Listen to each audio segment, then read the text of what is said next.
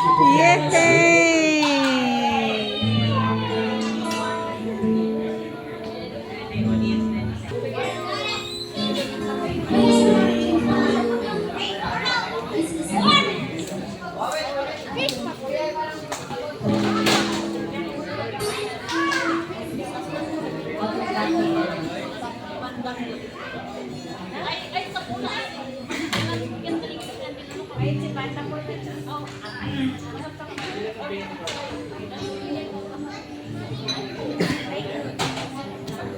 Saki, Saki! Sige, mag-iisip ko lang ako. Bakit bigla kayo mag-design? Sabi natin. Atin daw. Bagay Jeff. Bagi ni Jeff. Siya niyang kakasya, magpapanatong ka. Oo.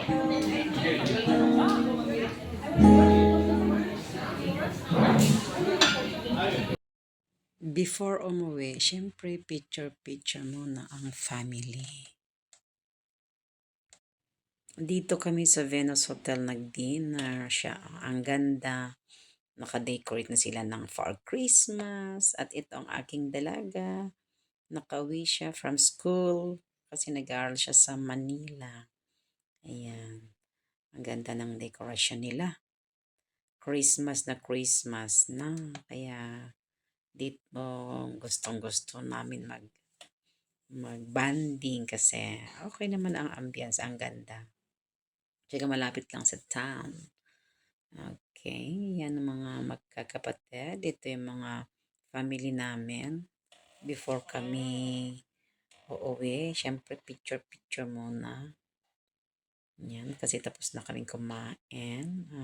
Okay, andito na. So, mag-picture daw yung mga siblings. Ayan, ina-arrange nila from first to last. Kulang sila. Bali, siyam silang magkakapatid. Ilan ba yung nandito?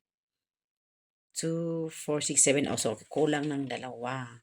Yung second to the last at saka yung pang-apat ang wala. Okay. Ay, makulit talaga itong batang ere.